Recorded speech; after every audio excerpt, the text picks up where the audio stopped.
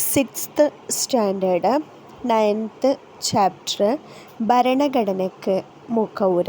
ഭരണഘടനയ്ക്കൊരു മുഖവുര. Chapter തുടങ്ങുമ്പോൾ മുകളിൽ 2 ചിത്രങ്ങൾ കൊടുത്തിട്ടുണ്ട്. അതിൽ ചോദിക്കേണ്ട സമൂഹത്തിന് അഭികാമ്യമായ പെരുമാറ്റം സൂചിപ്പിക്കുന്ന ചിത്രങ്ങളിൽ ഇമോജി വരയ്ക്കുക എന്നൊക്കെ പറയണ്ട. ഏതൊരു സമൂഹത്തിനും സുഗമമായും സ്വസ്ഥമായും ജീവിക്കുന്നതിന്, പുരോഗതി കൈവരിക്കുന്നതിന് നിയമങ്ങളും ചട്ടങ്ങളും പാലിക്കേണ്ടത് അത്യാവശ്യമാണ്. വിദ്യാലയങ്ങളിലും പൊതു ഇടങ്ങളിലുമൊക്കെ ചില നിയമങ്ങളനുസരിച്ചാണ് നമ്മൾ പ്രവർത്തിക്കുന്നത്. വളരെ വിശാലമായ ഭൂപ്രദേശമുള്ള, ധാരാളം ജനസംഖ്യയുള്ള, പല വിഭാഗങ്ങളിൽപ്പെട്ട ജനങ്ങൾ ഒന്നിച്ച് താമസിക്കുന്ന രാജ്യമാണ് നമ്മുടേത്. ചില നിയമങ്ങളും ചട്ടങ്ങളും വ്യവസ്ഥകളും അനുസരിച്ചാണ് ഇത്തരം വൈവിധ്യങ്ങളുള്ള നമ്മുടെ രാജ്യം മുന്നോട്ടു പോകുന്നത്.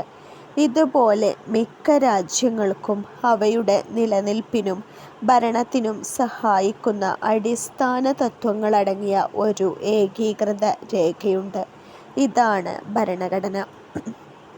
ഒരു രാഷ്ട്രത്തിലെ ഗവൺമെൻറ്റിൻ്റെ സംഘാടനത്തിനും പ്രവർത്തനത്തിനും ആവശ്യമായ അടിസ്ഥാന നിയമങ്ങൾ, തത്വങ്ങൾ, വ്യവസ്ഥകൾ എന്നിവയടങ്ങിയ ആധികാരിക രേഖയാണ് ഭരണഘടന. ഭരണഘടനയുടെ മുൻഗാമികൾ. ഭരണഘടന എന്ന ആശയം രൂപപ്പെടുന്നതിന് ആധാരമായ ചരിത്രം നമുക്കൊന്ന് നോക്കാം. ഹമ്മുറാബിയുടെ നിയമസംഹിത ലോകത്തിലെ ഏറ്റവും പഴക്കം ചെന്ന നിയമസംഹിതകളിൽ ഒന്നാണ്. പുരാതന ബാബിലോണിയയിലെ ഭരണാധികാരിയായിരുന്ന ഹമ്മുറാബിയുടെ നിയമസംഹിത. BCE 1792, BCE 1750 ഇതിൻ്റെ കാലഘട്ടം. ഒരു രാജ്യത്തിൻ്റെ അടിസ്ഥാന നിയമങ്ങളെ ധിക്കരിക്കാൻ ആർക്കും അധികാരമില്ല എന്ന് ഈ നിയമസംഹിത അനുശാസിക്കുന്നു. ഇനി മാഗ്ന കാർട്ട. ഇംഗ്ലണ്ടിലെ ജനങ്ങൾ രാജാക്കന്മാരുടെ ഏകാധിപത്യത്തിൽ വീർപ്പുമുട്ടിയിരുന്നു. ഇതിനെതിരെ CE 1215 ജോൺ രാജാവിനെ തടഞ്ഞുവച്ച് ജനങ്ങൾ ഒപ്പുവെപ്പിച്ച പ്രമാണമാണ് മാഗ്ന കാർട്ട. രാജാവും ഭരണകൂടവും നിയമത്തിന് അതീതരല്ല എന്നാണ് ഇത് വ്യക്തമാക്കുന്നത്. മനുഷ്യാവകാശങ്ങളുടെ ചരിത്രത്തിലെ നാഴികക്കല്ലായി മാഗ്ന കാർട്ടയെ കണക്കാക്കുന്നു. ഇനി മഹത്തായ വിപ്ലവം. 17-ാം നൂറ്റാണ്ടിൽ ഇംഗ്ലണ്ടിൽ പാർലമെൻറ്റിൻ്റെ താൽപ്പര്യങ്ങൾക്ക് വിരുദ്ധമായി പ്രവർത്തിച്ച രാജാക്കന്മാരും പാർലമെൻറ്റും തമ്മിൽ നിരവധി സംഘർഷങ്ങളുണ്ടായി. ഇതിൽ പ്രധാനപ്പെട്ടതാണ് CE 1688 മഹത്തായ വിപ്ലവം. രാജാവിൻ്റെ സ്വേച്ഛാധിപത്യം അവസാനിപ്പിക്കാനും പാർലമെൻറ്റിൻ്റെ അധികാരം വർദ്ധിപ്പിക്കാനും ഈ വിപ്ലവത്തിലൂടെ കഴിഞ്ഞു. രാജാധികാരം പാർലമെൻറ്റിൻ്റെ നിയന്ത്രണങ്ങൾക്ക് വിധേയമാകുകയും ചെയ്തു. ഇംഗ്ലണ്ടിലെ പാർലമെൻറ്റിന് അധികാരം നൽകുന്ന ഭരണഘടനാ രൂപീകരണത്തിന് ഇത് വഴിയൊരുക്കി. ഇനി അമേരിക്കൻ സ്വാതന്ത്ര്യ പ്രഖ്യാപനം. ബ്രിട്ടൻ്റെ അധീനതയിലായിരുന്ന 13 വടക്കേ അമേരിക്കൻ കോളനികൾ ബ്രിട്ടൻ്റെ തെറ്റായ നയങ്ങൾക്കെതിരെ പോരാട്ടം നടത്തി. തുടർന്ന് CE 1776 ഈ കോളനികളിൽ നടത്തിയ പ്രഖ്യാപനമാണ് അമേരിക്കൻ സ്വാതന്ത്ര്യ പ്രഖ്യാപനം. ഗവൺമെൻറ്റിനെ നീക്കം ചെയ്യാൻ ജനങ്ങൾക്ക് അധികാരമുണ്ട് എന്ന് ബോധ്യപ്പെടുത്താൻ ഈ പ്രഖ്യാപനത്തിലൂടെ കഴിഞ്ഞു. ലോകത്തിലെ ആദ്യത്തെ എഴുതപ്പെട്ട ഭരണഘടനയായ അമേരിക്കൻ ഭരണഘടനയുടെ രൂപീകരണത്തിന് ഇത് കാരണമായി. ഇനി ഫ്രഞ്ച് വിപ്ലവം. സ്വാതന്ത്ര്യം, സമത്വം, സാഹോദര്യം എന്നീ മുദ്രാവാക്യങ്ങൾ ഉയർത്തി ഫ്രഞ്ച് ജനത 1789 നടത്തിയ വിപ്ലവമാണിത്. രാജാധികാരത്തിനെതിരെ ജനങ്ങളുടെ പരമാധികാരം എന്ന ആശയം അംഗീകരിക്കപ്പെട്ടത് ഈ വിപ്ലവത്തിലൂടെയാണ്. ഇതോടെ ഫ്രാൻസിൽ ഒരു ഭരണഘടന രൂപപ്പെടുകയും രാജാവിൻ്റെ അധികാരങ്ങൾ ഭരണഘടനയ്ക്ക് വിധേയമാക്കപ്പെടുകയും ചെയ്തു. മുകളിൽ പരാമർശിച്ചിട്ടുള്ള ചരിത്ര സംഭവങ്ങളിൽ നിന്ന് ജനങ്ങളുടെ ക്ഷേമത്തിനും പുരോഗതിക്കും ഒരു ഏകീകൃത നിയമാവലി ആവശ്യമാണെന്ന് നമുക്ക് ബോധ്യപ്പെട്ടു. അടിച്ചമർത്തലിനും ചൂഷണത്തിനുമെതിരെ ജനങ്ങൾ നടത്തിയ ഇടപെടലുകളാണ് ഭരണഘടനയുടെ രൂപീകരണത്തിന് ഇടയാക്കിയത്. ഇനി ഭരണഘടനയുടെ മുൻഗാമികൾ അതിൽ വരുന്നതാണ് ഹമ്മുറാബിയുടെ നിയമസംഹിത, മാഗ്ന കാർട്ട, മഹത്തായ വിപ്ലവം, അമേരിക്കൻ സ്വാതന്ത്ര്യ പ്രഖ്യാപനം, ഫ്രഞ്ച് വിപ്ലവം. ഇനി ഭരണഘടനയെ, അവയുടെ സ്വഭാവം, മാറ്റം വരുത്തുന്നതിനുള്ള പ്രക്രിയ, രൂപം കൊണ്ട രീതി എന്നിവയുടെ അടിസ്ഥാനത്തിൽ പലതായി തിരിക്കുന്നു. ഭരണഘടനയുടെ സ്വഭാവത്തെ ലിഖിതം, അലിഖിതം എന്നിങ്ങനെ തിരിച്ചു. മാറ്റം വരുത്തുന്നതിനുള്ള പ്രക്രിയയെ ദൃഢമായത്, അയവുള്ളത് എന്നിങ്ങനെ തിരിച്ചു. രൂപം കൊണ്ട രീതിയെ നടപ്പിലാക്കിയതെന്നും പരിണമിച്ചതെന്നും രണ്ടാക്കി തിരിച്ചു. എന്താണ് ലിഖിത സ്വഭാവമുള്ള ഭരണഘടന? ഒരു രാഷ്ട്രത്തിൻ്റെ അടിസ്ഥാന തത്വങ്ങളും നിയമങ്ങളും വ്യവസ്ഥാപിതമായ രീതിയിൽ എഴുതി തയ്യാറാക്കി പുസ്തക രൂപത്തിൽ ക്രോഡീകരിച്ചിരിക്കുന്നതാണ് ലിഖിത ഭരണഘടന. ലിഖിത ഭരണക്ക് എക്സാമ്പിളാണ് ഇന്ത്യ, അമേരിക്കൻ ഐക്യനാടുകൾ ഒക്കെ. ഇനി അലിഖിത ഭരണഘടന ഒരു രാഷ്ട്രത്തിൻ്റെ അടിസ്ഥാന തത്വങ്ങളും നിയമങ്ങളും വ്യവസ്ഥാപിതമായി എഴുതപ്പെടാത്തതും പുസ്തക രൂപത്തിൽ ക്രോഡീകരിക്കാത്തതുമാണ് അലിഖിത ഭരണഘടന. അലിഖിത ഭരണഘടനയ്ക്ക് എക്സാമ്പിളായിട്ട് വരുന്നതാണ് യുണൈറ്റഡ് കിങ്ഡം, UK, അതുപോലെ ന്യൂസിലാൻഡ് ഒക്കെ.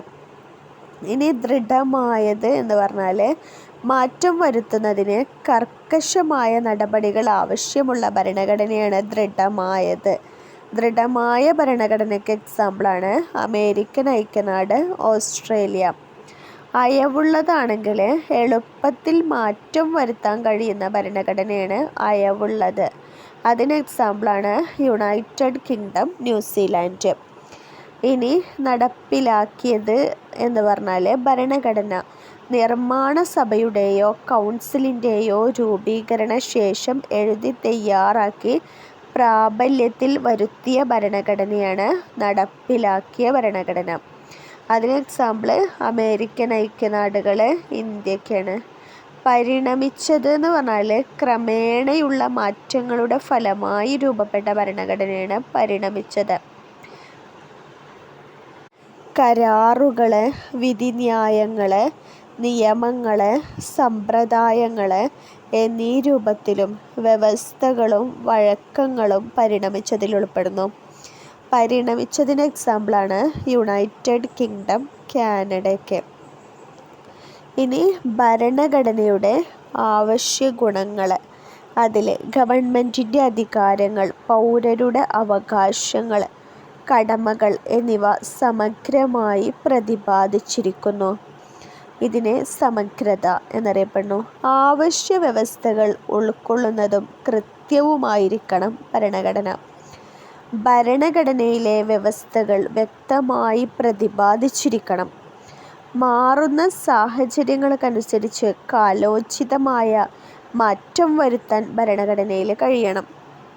ജനങ്ങളുടെ ആവശ്യങ്ങളും അഭിലാഷങ്ങളും നിറവേറ്റുന്നതിന് അനുയോജ്യമായിരിക്കണം ഭരണഘടന. ഇനി ഭരണഘടനാ വ്യവസ്ഥ. ഭരണാധികാരികളും നിയമങ്ങൾ അനുസരിക്കാൻ ബാധ്യസ്ഥരാണ്. വ്യക്തികൾക്കുമേൽ നിയമങ്ങളുടെ നിയന്ത്രണം ഉള്ളതുപോലെ അധികാരികൾക്കുമേൽ ചില നിയന്ത്രണങ്ങൾ നിലവിലുണ്ട്. പരിധിയില്ലാത്ത അധികാരങ്ങൾ ഭരണാധികാരികൾക്ക് നൽകിയാൽ അത് ജനങ്ങളുടെ സ്വാതന്ത്ര്യത്തെ ഹനിക്കുകയും സ്വേച്ഛാധിപത്യത്തിന് കാരണമാവുകയും ചെയ്യും. ഇതിനെതിരെയാണ് ഭരണഘടനാ വ്യവസ്ഥ നിലകൊള്ളുന്നത്. ഗവൺമെൻറ്റിൻ്റെ അധികാരങ്ങളെ ഭരണഘടനാപരമായി പരിമിതപ്പെടുത്തുന്ന രാഷ്ട്രീയ ക്രമമാണ് ഭരണഘടനാ വ്യവസ്ഥ. ഭരണാധികാരികളെ നിയന്ത്രിക്കുക, നിയമവാഴ്ച ഉറപ്പുവരുത്തുക, ജനങ്ങളുടെ അവകാശങ്ങൾ നിർവചിക്കുക എന്നിവ ഭരണഘടനാ വ്യവസ്ഥയിൽ ഉൾപ്പെടുന്നതാണ്.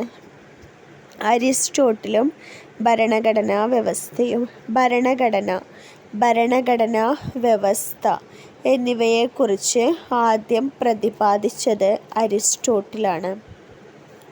ഒരു രാഷ്ട്രത്തിലെ ഭരണാധികാരികളുടെ വിന്യാസം എന്നതാണ് ഭരണഘടനയ്ക്ക് അദ്ദേഹം നൽകിയ പ്രാഥമിക നിർവചനം. സാധാരണ നിയമങ്ങൾ എന്നും ഭരണഘടനാ നിയമങ്ങളെന്നും അദ്ദേഹം നിയമങ്ങളെ രണ്ടായി തിരിച്ചു. ഇന്ത്യൻ ഭരണഘടന. രാഷ്ട്രപതിയുടെ സത്യപ്രതിജ്ഞാ വാചകം കൊടുത്തിട്ടുണ്ട്. അതിങ്ങനെയാണ് തുടങ്ങുന്നത്: ഞാൻ വിശ്വസ്തയോടെ ഭാരതത്തിൻ്റെ രാഷ്ട്രപതിയുടെ ഉദ്യോഗം നിർവഹിക്കും, അല്ലെങ്കിൽ രാഷ്ട്രപതിയുടെ ചുമതലകൾ നിർവഹിക്കും. എൻ്റെ കഴിവിൻ്റെ പരമാവധി ഭരണഘടനയും നിയമവും നിലനിർത്തുകയും രക്ഷിക്കുകയും പാലിക്കുകയും ചെയ്യുമെന്നും ഭാരതത്തിലെ ജനങ്ങൾക്ക് സേവനം ചെയ്യുന്നതിനും അവർക്ക് ക്ഷേമം കൈവരുന്നതിനും സ്വയം അർപ്പിച്ചിരിക്കുന്നുവെന്നും ദൈവത്തിൻ്റെ നാമത്തിൽ സത്യം സഗൗരവം പ്രതിജ്ഞ ചെയ്യുന്നു. ലോകത്തിലെ ഏറ്റവും വലുതും എഴുതപ്പെട്ടതുമായ ഭരണഘടനയാണ് ഇന്ത്യയുടേത്. അതിൻ്റെ ഉത്ഭവം എങ്ങനെയെന്ന് നമുക്ക് നോക്കാം. ഇംഗ്ലീഷ് ഈസ്റ്റ് ഇന്ത്യ കമ്പനി ഇന്ത്യയുമായി വ്യാപാരബന്ധം സ്ഥാപിക്കുന്നതിന് CE 1600 English east India company സ്ഥാപിക്കപ്പെട്ടു. കച്ചവടത്തിനായി വന്ന ബ്രിട്ടീഷുകാർ ക്രമേണ അധികാരികളായി മാറിയതോടെ ഇന്ത്യയുടെ ഭരണം കമ്പനിയുടെ കൈകളിലായി. 1857 ഒന്നാം സ്വാതന്ത്ര്യസമരം. ബ്രിട്ടീഷുകാർക്കെതിരെ ഇന്ത്യക്കാർ നടത്തിയ ആദ്യ ബഹുജന സമരമാണ് 1857 ഒന്നാം സ്വാതന്ത്ര്യസമരം. ഇംഗ്ലീഷ് ഈസ്റ്റ് ഇന്ത്യ കമ്പനിയുടെ ഭരണം അവസാനിപ്പിക്കുന്നതിന് ഇത് കാരണമായി. തുടർന്ന് ഇന്ത്യയുടെ ഭരണം ബ്രിട്ടീഷ് രാജ്ഞി നേരിട്ട് ഏറ്റെടുത്തു. Indian councils act. ബ്രിട്ടീഷ് ഇന്ത്യയുടെ ഭരണകാര്യങ്ങളിൽ ഇന്ത്യക്കാരുടെ പങ്കാളിത്തം ഉറപ്പുവരുത്താൻ സഹായിച്ച നിയമങ്ങളാണ് ഇന്ത്യൻ കൗൺസിൽസ് ആക്ടുകൾ. സ്വാതന്ത്ര്യ സമര പ്രസ്ഥാനങ്ങൾ. ബ്രിട്ടീഷുകാർക്കെതിരെ ഇന്ത്യയുടെ സ്വാതന്ത്ര്യത്തിനു വേണ്ടി പോരാടിയ പ്രസ്ഥാനങ്ങളിൽ പ്രധാന പങ്കുവഹിച്ചത് ഇന്ത്യൻ നാഷണൽ കോൺഗ്രസ് ആണ്. ഇന്ത്യക്ക് ഒരു ഭരണഘടന തയ്യാറാക്കുന്നതിനായി സ്വതന്ത്ര ഭരണഘടന നിർമ്മാണ സഭ വേണമെന്ന ആവശ്യം ഔദ്യോഗികമായി മുന്നോട്ട് വച്ചതും ഈ പ്രസ്ഥാനമാണ്. Government of India act.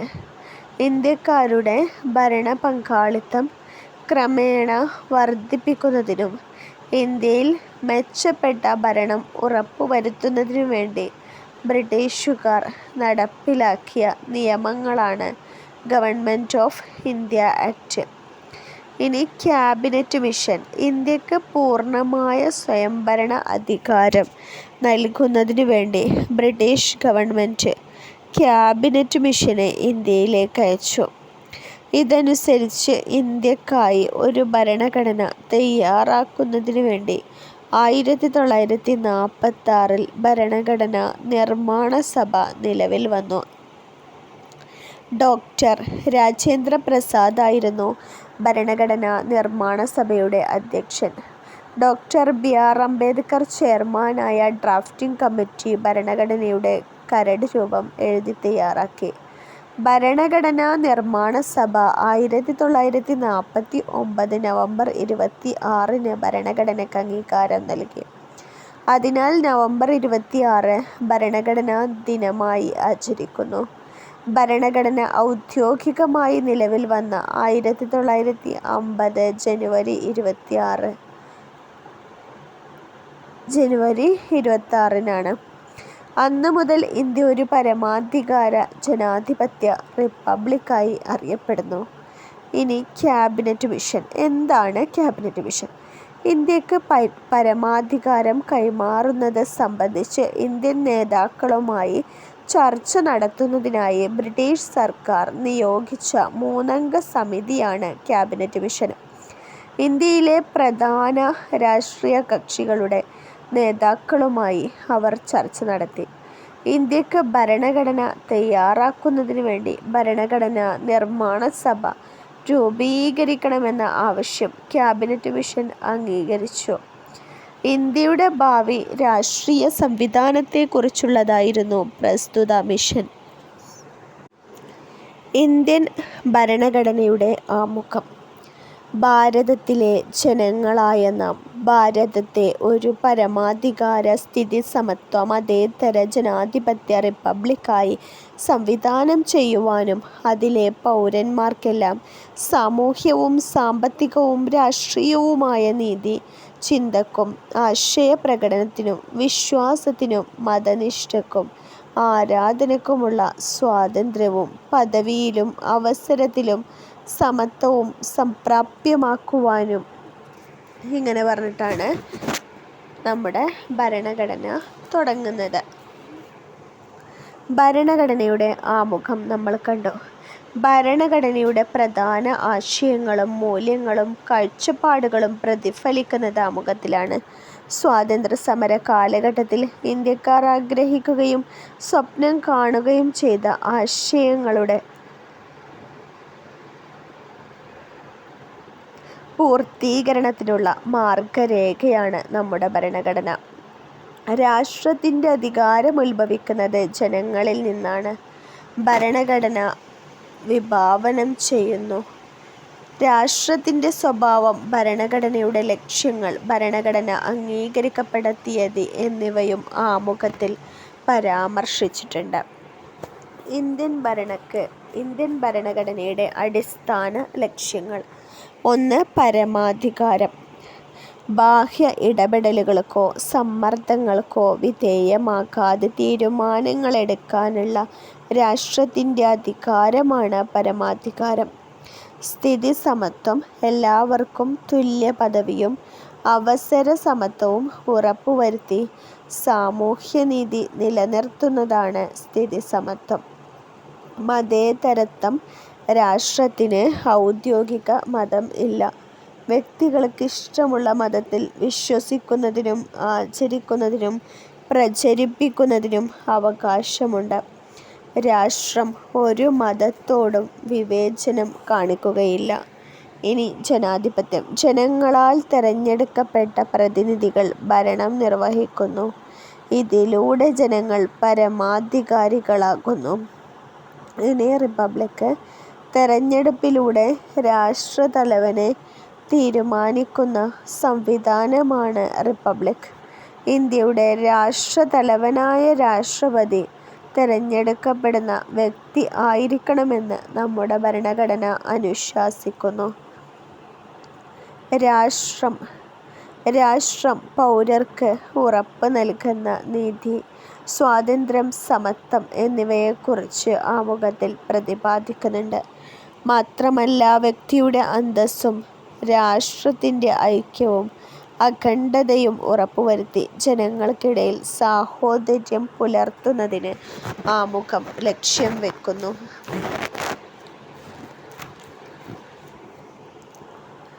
മനുഷ്യ സമൂഹത്തിൻ്റെ വികാസ ചരിത്രം പരിശോധിച്ചാൽ ഭരണഘടനകൾ ആധുനിക കാലഘട്ടത്തിൻ്റെ ഉൽപ്പന്നമായാണ് കണക്കാക്കുന്നത്. ആധുനിക രാഷ്ട്രങ്ങളുടെ നിലനിൽപ്പിനും സുഗമമായ നടത്തിപ്പിനും പുരോഗതിക്കും സുശക്തമായ ഭരണഘടന അനിവാര്യമാണ്. രാഷ്ട്രനിർമ്മാണത്തിന് സഹായകമായ അടിസ്ഥാന നിയമവ്യവസ്ഥ പ്രദാനം ചെയ്യുന്നത് ഭരണഘടനയുടെ ധർമ്മമാണ്. ഭരണഘടന കൃത്യമായി പാലിക്കപ്പെടുമ്പോഴാണ് രാഷ്ട്രത്തിൻ്റെ സ്വപ്നങ്ങളും പ്രതീക്ഷകളും സാക്ഷാത്കരിക്കപ്പെടുന്നത്. ഭരണഘടനയെപ്പോലെ തന്നെ പ്രധാനപ്പെട്ടതാണ് ഭരണഘടനയുടെ ആമുഖം. ഭരണഘടനയുടെ ലക്ഷ്യപ്രസ്താവന നടത്തുന്നവയാണ് ആമുഖങ്ങൾ. ഇന്ത്യൻ ജനതയുടെ ദൃഢനിശ്ചയം നമ്മുടെ ഭരണഘടനയുടെ ആത്മസത്തയായ ആമുഖത്തിൽ നിറഞ്ഞു നിൽക്കുന്നു. രൂപപ്പെട്ട് നിരവധി സംവത്സരങ്ങൾ കഴിഞ്ഞിട്ടും അതേ കരുത്തോടെ ഇന്നും നിലനിൽക്കാൻ നമ്മുടെ ഭരണഘടനയ്ക്ക് സാധിക്കുന്നുണ്ട്. ഇത് ഇന്ത്യൻ ഭരണഘടനയുടെ ഒരു പ്രധാന സവിശേഷതയായി വിലയിരുത്താം. ആമുഖത്തെക്കുറിച്ചിട്ട് ഭരണഘടന ഉത്ഭവിക്കുന്ന ചരിത്രം, അതിനുശേഷം ഭരണഘടനയുടെ കുറച്ച് സവിശേഷതകൾ, ഭരണഘടന വരാൻ കാരണമായ ചരിത്ര സംഭവങ്ങൾ എല്ലാമാണ് നമ്മൾ ഈ ഒരു വീഡിയോയിൽ ഡിസ്കസ് ചെയ്തത്. കൂടുതൽ SCERT വീഡിയോകൾക്ക് ഈ ചാനൽ സബ്സ്ക്രൈബ് ചെയ്ത് ലൈക്ക് ചെയ്യുക. Thank you.